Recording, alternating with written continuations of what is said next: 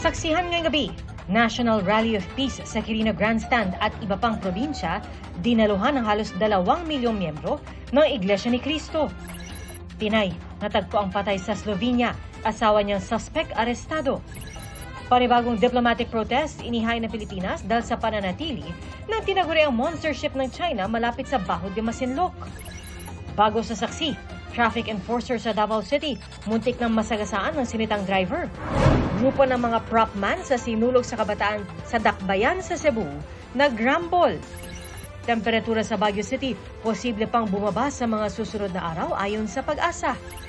Jillian Ward kabado sa pagsisimula ng bagong serye na May Ilonggo Girl. At prinsesa ng City Jail star Sofia Pablo may inamin tungkol sa dini na pagkakaunawaan ni Jillian Ward.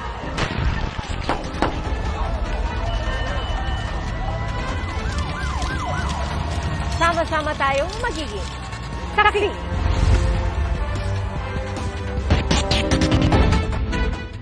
Nagbuga ng makapal na abo ang bulkang Kanaon pasado alas 5 ng hapon ngayong araw.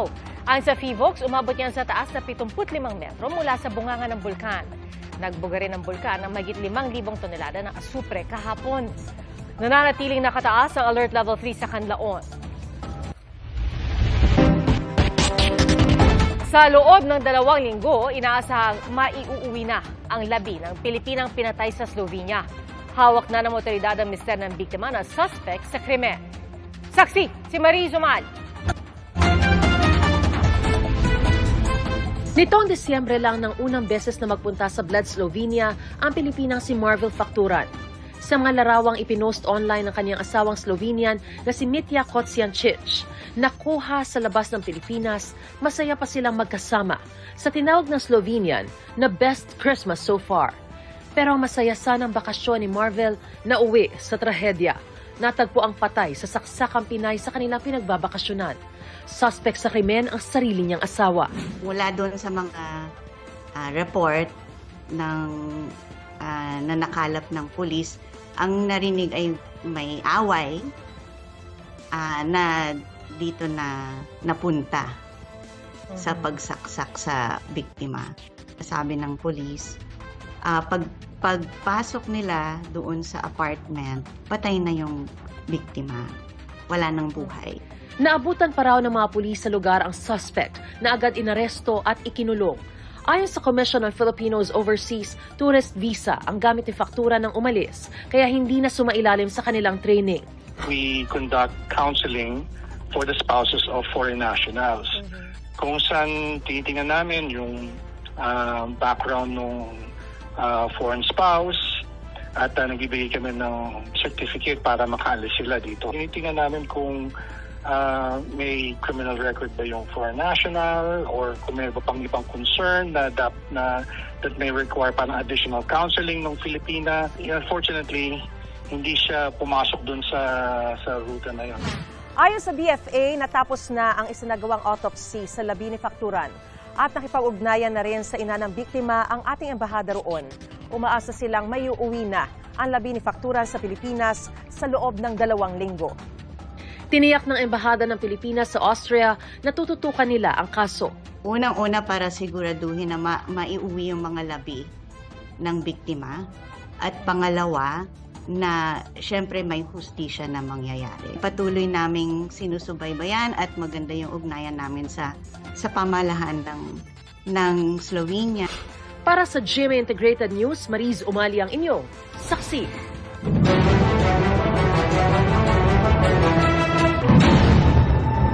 Bago sa saksi, tinangka umunong sagasaan ng isang motorista sa Davao City ang traffic enforcer na nanita sa kanya. Ang nahulikam na insidente sa pagsaksi ni Jandy Esteban ng GMA Regional TV. Pinapatigil ng traffic enforcer ang kotse na yan, pero di ito nagpatinag. Inabante pa rin ng driver ang kotse kahit hinarang na ng enforcer ang sarili. Tumulong na rin ang isang gwardya para mapahinto ang driver. Pero nagtuloy-tuloy lang ito hanggang sa makaalis. Nangyari ito Sabado ng hapon sa Davao City. Ayon sa enforcer, sinita niya ang naturang sasakyan para tiketan dahil nag-illegal turn umano. Hinabol siya ng enforcer sakay ng motorsiklo. hanggang umabot sila sa isang mall. Doon na niya hinarang ang kotse at muntik siyang masagasaan. Napablatter na ang insidente sa pulisya at nakapag-medical exam na rin ang enforcer. Handa raw siyang magsampa ng kaso laban sa driver. Nag-coordination mama with the Land Transportation Office para masumunan o matagalan sa pina ang kaning registered owner sa accident. Actually, ma'am, ang enforcer na injury, ma'am, no, injury rato ang CTTMO enforcer, and then we are planning to, kaya ang registration sa yung driver's license. Sinusubukan naming makuha ang panig ng driver ng kotse. Para sa GMA Integrated News, ako si John D. Esteban ng GMA Regional TV, ang inyong saksi. Nag-high ng diplomatic protest ng Pilipinas dahil sa pananatili ng tinaguriang monster ship ng China sa loob ng ating exclusive economic zone. Ang mga agresibong hakbang ng China sa West Philippine Sea kasama sa pinag-uusapan sa pulo ng mga leader ng Pilipinas, Amerika at Japan. Saksi, si Bernadette Reyes. Namataan ng China Coast Guard 5901 sa layong 66.69 nautical miles sa Pundakit, Zambales. Ayon sa Philippine Coast Guard, paikot-ikot ang tinaguriang monster ship malapit sa Baho de Masinloc o Panatag Shoal at sa coastline ng Zambales. Bago ito, napalayo na ng BRP Teresa Magbanwa ang monster ship. Pero nagkaabirya ang barko ng PCG kanina. This early morning, BRP Teresa Magbanwa experienced overheating of its auxiliary engines.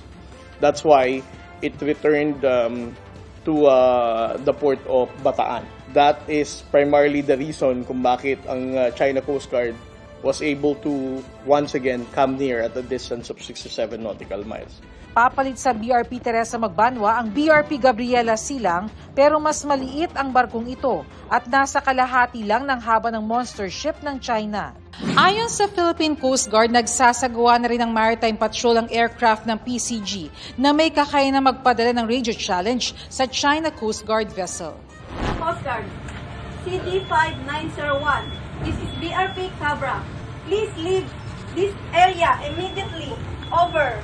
Nitong January 5 pa, nire-radio challenge ng BRP Cabra ng PCG ang monster ship na nooy mahigit 50 nautical miles mula sa Capones Island sa Zambales. Pero mahigit isang linggo na, hindi pa rin umaalis ang monster ship. Nitong January 10, ni-radio challenge ng BRP Teresa Magbanwa ang mga barko ng China na namataan 70 to 80 nautical miles mula Zambales. China Coast Guard Vessel 3304. This is Philippine Coast Guard Vessel BRP Teresa Magbanwa. You are directed to depart immediately and notify us of your intentions. Over. Sa isang punto, nag-deploy ang China ng helicopter ng kanilang People's Liberation Army Navy. Bagay na tinawag na provocative o mapanghamon ng National Maritime Council. Mariin nilang tinutulan ng patuloy na illegal presence ng mga barko ng China na pinalalala raw ang tensyon. Taliwas din daw ito sa Freedom of Navigation, Innocent Passage, Maritime Zone Act ng Pilipinas, United Nations Convention on the Law of the Sea at 2016 arbitral ruling. Hinikayat nito ang China na irespeto ang batas ng Pilipinas at utusan ng mga barko nito na tigilan ang paglabag sa ating EEZ. Naghain daw ng diplomatic protest ang Pilipinas. Sa trilateral meeting ng Pilipinas, Amerika at Japan, pinuri ni outgoing US President Joe Biden si Pangulong Bongbong Marcos sa paghawak nito sa anyay agresibong mga hakbang ng China. Batay sa press release ng Presidential Communications Office, umaasa si Biden na itutuloy ng papalit sa kanyang si US President-elect Donald Trump ang pagtutulungan ng Pilipinas, Amerika at Japan sa maritime security at iba pang issue. Para sa GMA Integrated News, Bernadette Reyes, ang inyong saksi.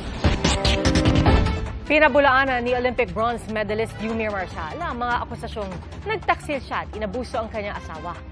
Saksi, si Mav Gonzalez. Parang kailan lang nang masaksihan natin ang suportang ibinuhos ni Princess Marshall sa kanyang asawang si Yumir matapos ang bigo nitong tangkang magkamedalya sa 2024 Paris Olympics. Pero ilang buwan lang ang lumipas, nag-post si Princess tungkol sa umano'y relasyon ni Yumir sa ibang babae. October 22, 2024, nakita ko po yung wallet ng babae sa bag niya. October 24, nakita ko po sa Find My iPhone location, nasa area po siya ng NAIA Terminal 3. Nahuli umano niya si Yumer sa isang condominium sa Pasay. Pagbukas po nung security guard, pumasok yung ate ko, and then ako po yung huling pumasok. Pagpasok ko po, yung babae nakatayo. So, nung nakita ko po na nandun yung asawa ko, pumunta po ako sa higaan, nakita ko nakahiga, walang damit. Ayon kay Princess, pinaaresto niya si Yumer at ang babae. Pero kalaunay pinakawalan din matapos niyang pumirma ng affidavit of desistance. Pero imbis aniya na magbago, ay minanipula pa umano siya ng boksingero.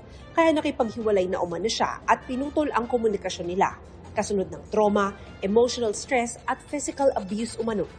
Yung pananakit niya na tinatanong niyo kung ilang beses, hindi ko na po mabilang. So minsan talagang hindi niya napipigilan. Nasasaktan niya po ako. Pinabulaanan lahat yan ng Pinoy boxer. Walang nangyayari na pagtataksil. Nangyari yon bago pagtapos ng Olympics. Hindi na kami nagsasama dalawa. October 24. Nandun kami sa police station.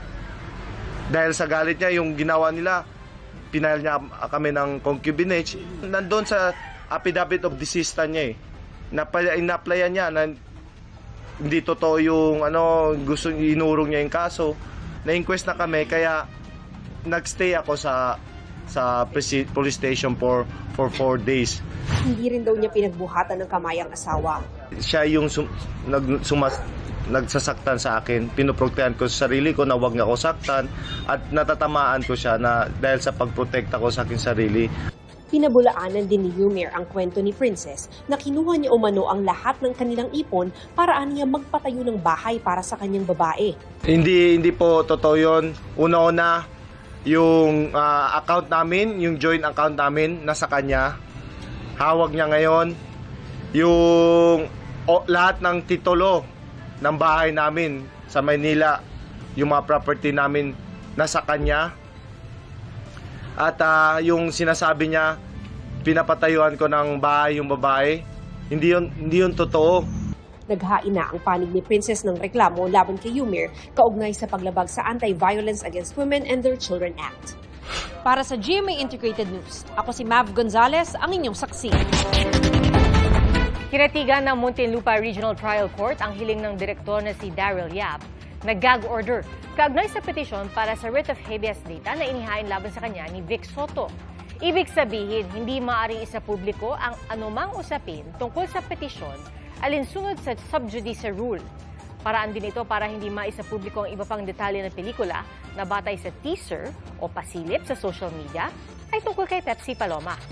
Hiningi rin ng korte ang komento ng kampo ni Soto para sa motion of consolidation. Imbis naman na January 15 ay iniurong ang sunod na pagdinig sa petisyon sa January 17. Samantala, itinanggi naman ng kapatid ni Vic Soto na si dating Senate President Tito Soto ang payag ng kampo ni Yap na ipinadala sa isang kapatid ni Soto ang kopya ng script ng pelikula. Sabi ng dating senador, ibinigay umano ito kay Vic Del Rosario, ang big boss ng Viva Films, at hindi kay Vic Soto. Hindi umano nabasa na magkapatid na Soto ang script. Humarap sa korte si Pastor Apollo Quiboloy para sa pagdinig sa kanyang petisyon na makapagpiyansa. Kaugnay po ito sa non-bailable na kaso na qualified human trafficking. Saksi, si Oscar Oida. Pasado 3:30 na ng hapon nang lumabas ng Pasig Regional Trial Court si Pastor Apollo Quiboloy matapos ang maghapong pagdinig sa inihain nilang petisyon para makapagpiyansa para sa kasong qualified human trafficking. Kung tutuusin, non-bailable ang kaso pero hiniling pa rin ito ng pastor na dumalo pa sa pagdinig kahit malubha umano ang ubo.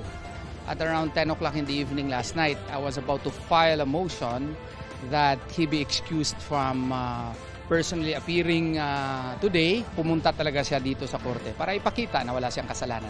Kanina, sumalang sa direct examination ng kanyang private lawyers ang testigo ng prosekusyon na si alias Amanda.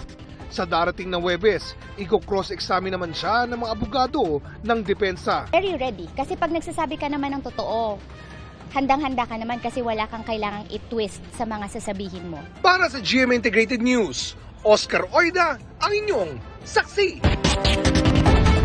May bawas singil sa kuryente ng Meralco ngayong Enero. Halos 22 sentimo kada kilowatt-hour ang bawas singil. Katumbas po yan ng 44 na piso na bawas sa kabuuang Meralco bill kung kumukonsumo ng 200 kilowatt-hour. Ayon po sa Meralco, pangunahing dahilan nito ang pagbabasa singil ng generation charge. May ipatutupad ding one-time refund ang Meralco pagsapit ng Pebrero.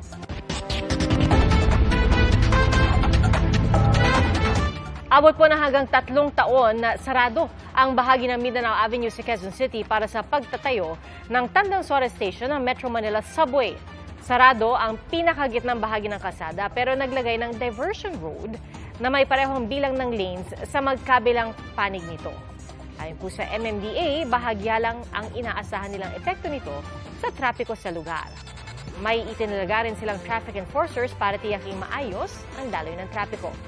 Ang Tandansora Station ay isa sa 17 stasyon ng 33-kilometer subway na may kabuang halaga na lampas 400 bilyong piso. Halos 2 milyong miyembro ng Iglesia ni Cristo ang nagtipon-tipon sa iba't ibang bahagi ng bansa para sa kanilang National Rally for Peace. Ang pinakamalaking pagtitipon ginanap sa Quirino Grandstand sa Maynila. Saksi, si Rafi Tima. Halos wala ng maaninag na lupa sa dami ng mga miyembro ng Iglesia ni Cristo na nagtipon-tipon kanina sa Quirino Grandstand. Bit-bit nila mga tarpaulin at placard na nananawagan ng pagkakaisa at kapayapaan.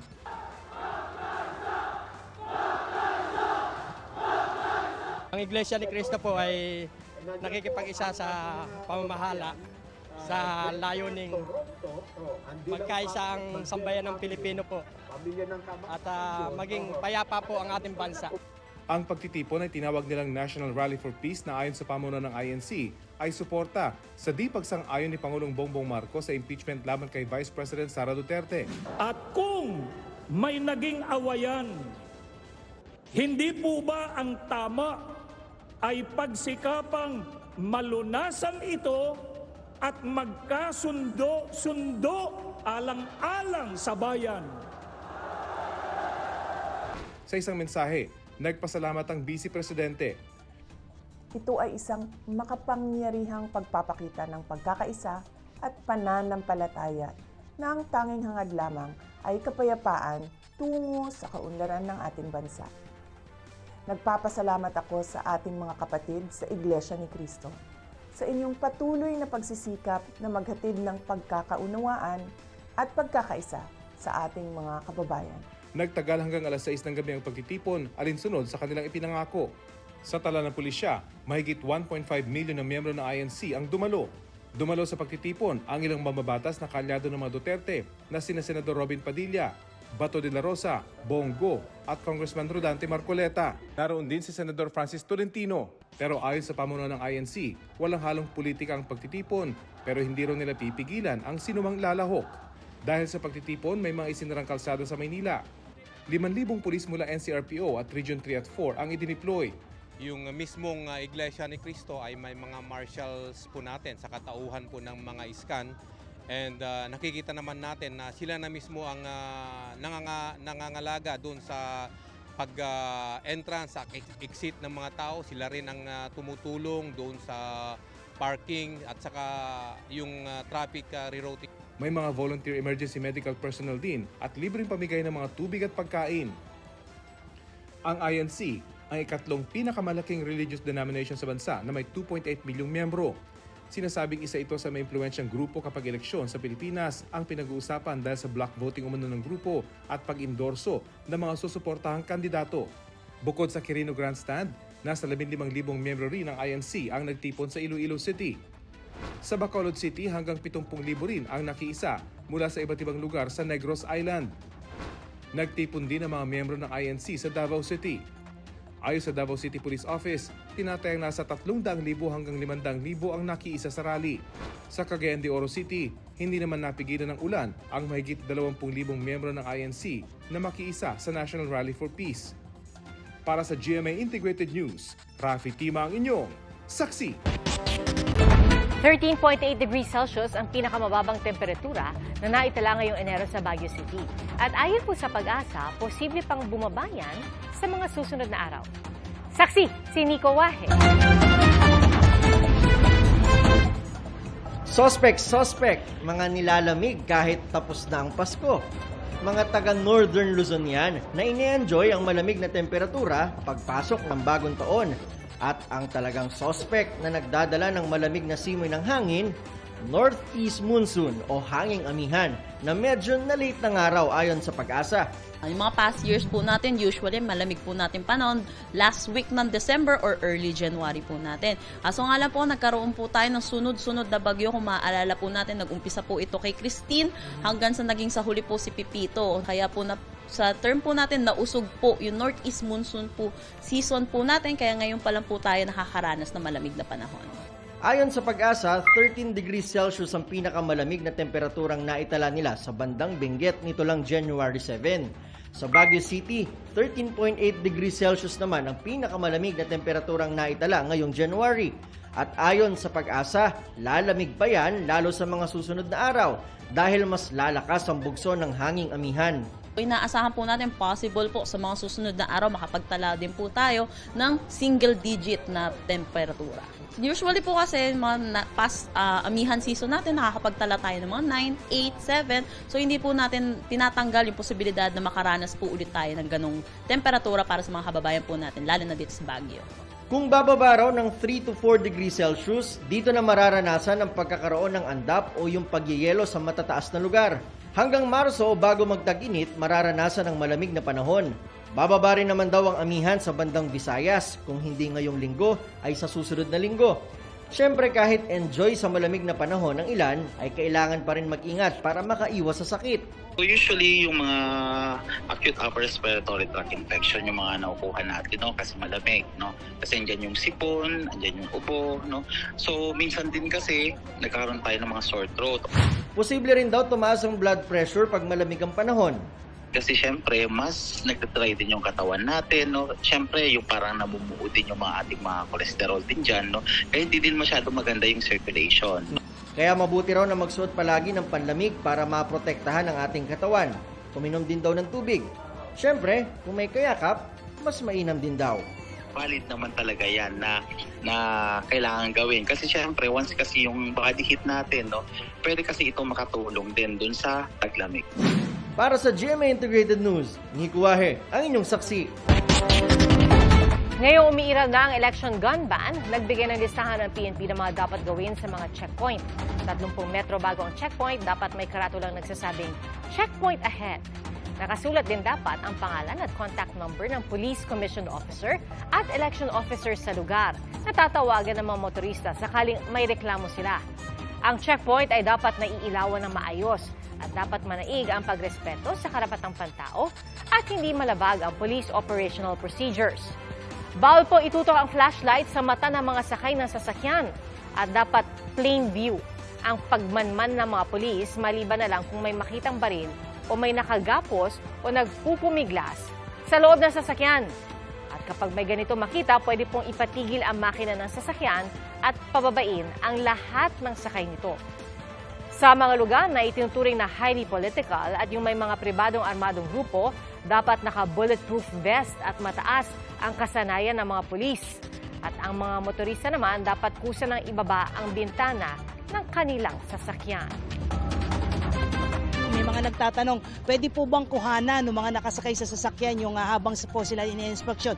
Wala naman pong problema po yun kung sa tingin nila ay mas magiging ligtas po sila sa pagdaan po doon. At ang utos po ng ating Chief PNP ay dapat po ay meron po silang mga suot na body-worn cameras o kaya naman ay alternative recording devices. Kahapon lang po nag-umpisa ang gun ban pero may mga nahuli ng lumalabag. Kabilang ang isang umunong opisyal ng gobyerno at isang lalaking nasangkot sa disgrasya. Saksi, si Sandra Aguinaldo. Wala pang 2 oras na umiiral ang Comelec gun ban nang ma-recover ang 3 iba't ibang kalibre ng baril at mga bala sa isang pick-up sa Haro, Iloilo City kahapon. Ayon sa pulisya, rumisponde sila matapos mabangga ng pick-up ang mga stall ng bibingka. 2 ang sugatan. Hawak na ng pulisya ang driver na umamin umano na nakaidlip habang nagmamaneho. Hindi naman siya nagbigay ng pahayag kaugnay ng mga baril. Sa kabuuan, 31 ang naaresto sa mahigit 1,400 na checkpoint sa bansa. Ayon sa ulat ng National Election Monitoring Action Center na nakabase sa Camp Crame, 26 sa mga naaresto ay sibilyan, 3 ang security guard, 1 ang appointed government official at 1 ang naka-off-duty na sundalo. Nakumpiska naman ang 80 armas. Hanggang June 12 ang election period gun ban. Paalala ng COMELEC, habang umiiral ito, ang pwede lang magdala ng baril ay yung mga may gun ban exemption at yung mga pinahihintulutan ng batas na magbitbit ng baril. Good faith is not a defense.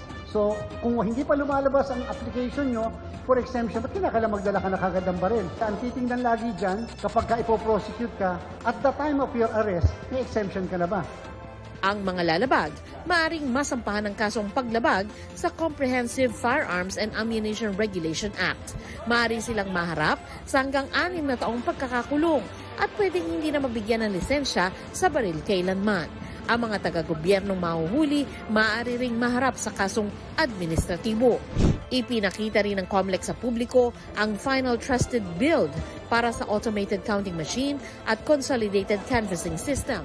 Ang trusted build ay yung pag-convert ng source code na ginawa ng mga programmer sa machine-readable code. Ito ay para matiyak daw na ligtas at hindi madadaya ang sistema. Matapos nito ay nilagay na ang USB sa envelope tsaka sinelyuhan at pinirmahan.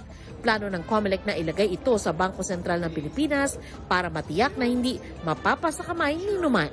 Officially na turn over na sa atin ngayon yung certificate, yung envelope na naglalaman ng pagpapatunay na yung CCS natin kasama ang ating ACM ay walang nakitang problema, defects or dagdag or whatever.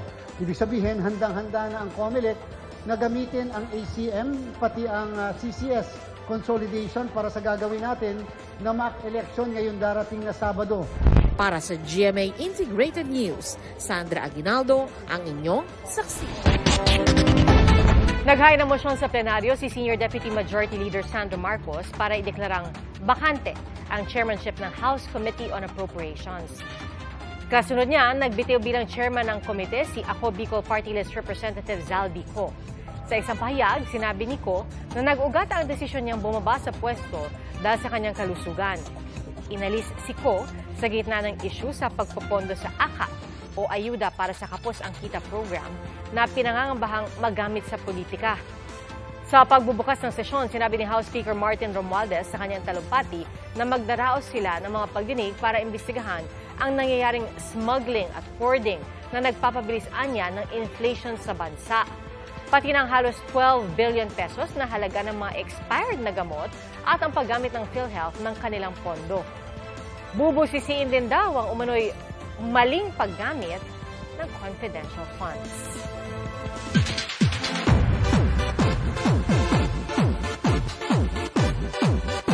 Panibagong adventure ang haharapin sa bagong yugto ng Lolong, Bayani ng Bayan.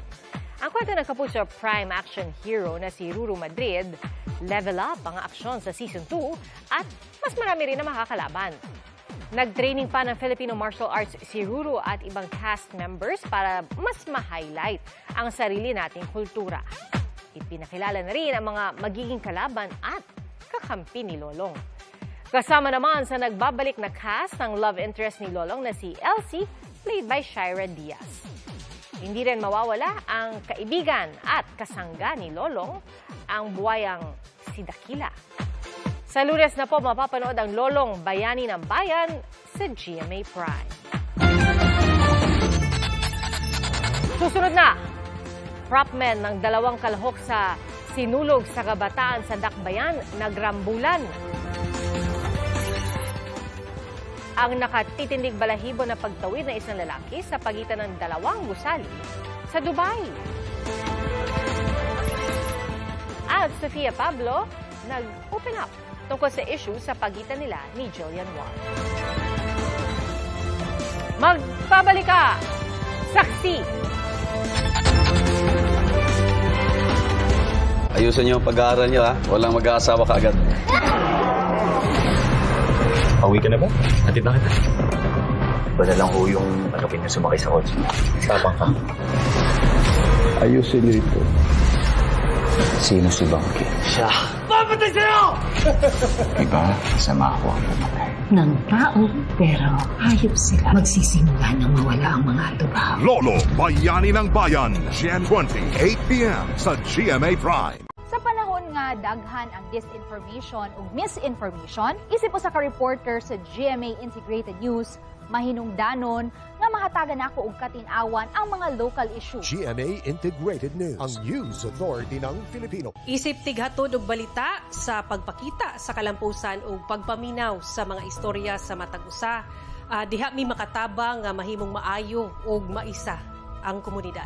GMA Integrated News, ang news authority ng Filipino. Bilang inyong kapuso action man, tinitiyak ko na naidi-deliver ng GMA Integrated News yung tulong at yung resolusyon sa bawat problemang inilalapit sa amin. GMA Integrated News, ang news authority ng Filipino.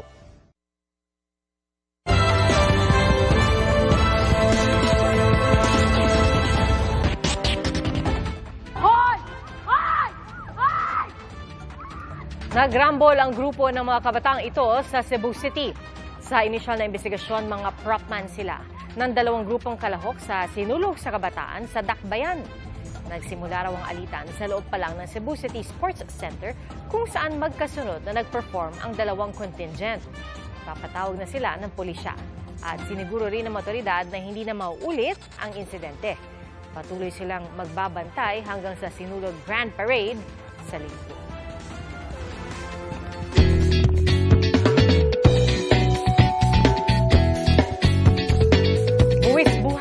Ang performance ng 3-time world champion slackliner mula sa Estonia. Nilakad niya ang 100-meter na lubid na nasa pagitan ng Jumeirah Emirates Towers sa Dubai. Nakumpleto niya ang Highline Walk na yan na may taas na mahigit 200 metro. Kwento niya, dagdag challenge sa kanyang performance ang magkaibang taas ng 2 tower. Susunod na! Dual role ni Jillian Ward bilang Venice at Tata, nakilala na sa My Ilonggo Girl.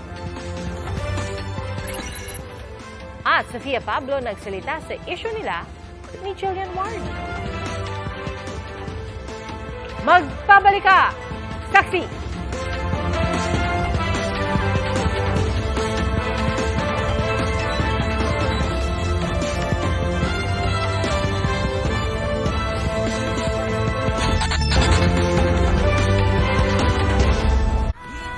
Kasalanan mo nga ang ba't tayo nandito eh? Kayo din naman umawi lang kami. At ang pangarap pinaghirapan namin na wala. Ikaw nagsimula ng gulo, si Raulo! Gising boy, kriminal na tayo. Barkada gula na. Mga Batang Riles, Lunes hanggang Biyernes, sa huling linggo. George! Walang susuko sa huling laban. Sa mga huling pasabog. Siguraduhin namin na hindi makakatakas ang taong nasa likod ng mga patayan. Kaya kung pala si Peter! Widow's War.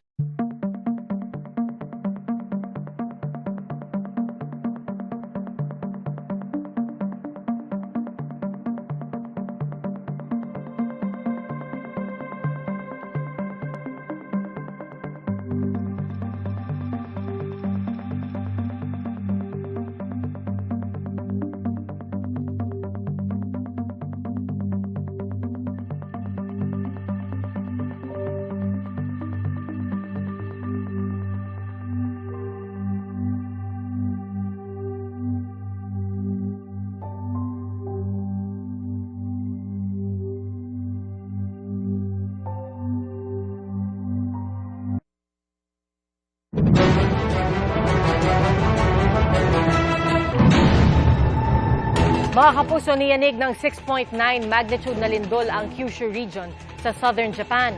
Nakuna ng CCTV ang pagyanig ng mga bahay at gusali. Naglabas din ng tsunami advisory sa southern prefectures ng Miyazaki at Kochi na posible raw umabot sa 1 metro ang taas ng alon. Iniimbestigahan pa ng Japan Meteorological Agency kung may kinalaman ang lindol sa Nankai Trough.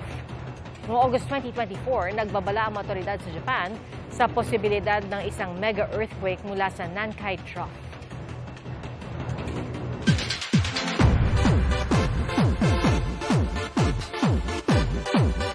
Nag-open up ang mga bida ng Prinsesa ng City Jail at May Ilonggo Girl na parehong nag-premiere ngayong araw. Isa po sa mga ni-reveal ni Sofia Pablo ay ang hindi nila pagkakaunawaan ni Jillian Ward. Narito ang showbiz saksi ni Nelson Canlas. Manamit ang batchoy naman! First episode pa lang, kakaibang Jillian Ward na ang nasilayan. Gerardo, Nakilala ang dalawang mukha ni Jillian sa May Ilonggo Girl na sina Tata at Dennis. Kabado for real si Jillian sa series pero ayaw niyang mag-overthink. Pinaglalaroon ko po yung mga characters ko, which is sobrang fun kasi dual po yung roles ko dito, dalawa po. Di rin nagpahuli ngayong araw ang pilot episode ng Prinsesa ng City Jail na pinagbibidahan ni na Sofia Pablo at Allen Ansay. Sa kanilang pagsalang sa GMA Integrated News interviews, hindi napigilan ni Sofia na maging emosyonal nang ibahagi niya ang kanyang hinarap na challenges growing up, gaya ng paghihiwalay ng kanyang mga magulang. Why is it making you cry? Wala lang, kasi I'm just really proud na natanggap ko siya. I just really supported them kung ano yung magpapasaya sa kanila, even if it will mean na hindi kami kompleto. Ibinahagi naman ni Allen kung paano siya na-inspire sa kanyang pamilya, lalo na sa kanyang ama na nagtatrabaho abroad. Lagi ko po sinasabi yan kay tatay na mag-iipon ako para hindi na siya magbarko. Pag nakapag-ipon ako magpaparal sa mga kapatid ko. Napag-usapan din ang ugnayan ni na Sofia at Jillian Ward. What's the score between you and Jillian Ward? Actually, lagi po siyang natatanong sa akin. And I've always said na hindi kami magkaaway, hindi lang kami magkasundo or something. Ayon kay Sofia, season 1 pa lang ng series na Prima Donnas, hindi na sila maayos ni Jillian. Pero hindi idinetalye ni Sofia ang dahilan ng hidwaan. You can't force friendship to reconcile out of nowhere, lalo kapag wala pa kayong reasons, wala pa kayong ways na paano nga tayo magkakaayos. Nabanggit din ni Sofia ang tungkol sa di nila pagkakaunawaan ni Will Ashley na nakasama niya sa Prima Donnas at ngayon kasama niya sa Prinsesa ng City Jail. Will and I also didn't talk for 4 years. Pero ngayon, okay na kayo? Yes, kasi before po we started taping, we talked. Yun po yung point ko na I think darating naman din yun with Jillian when the time is right. Kapag may taong nag-start na pati kayo mag-usap. Kasi yun po yung nangyari with Will. Naging okay kami kasi we both wanted to be okay na. And now is not the right time yet since kahit ako, labong-labo rin ako. Sinusubukan pa naming makuha ang panig ni Jillian tungkol dito. Para sa GMA Integrated News, Nelson Canlas ang inyong saksi. Salamat po sa inyong pagsaksi. Ako si Pia Arcangel para sa mas malaking misyon at sa mas malawak paglilingkod sa bayan. Mula sa GMA Integrated News, ang News Authority ng Filipino, hanggang bukas, sama-sama po tayong magiging saksi!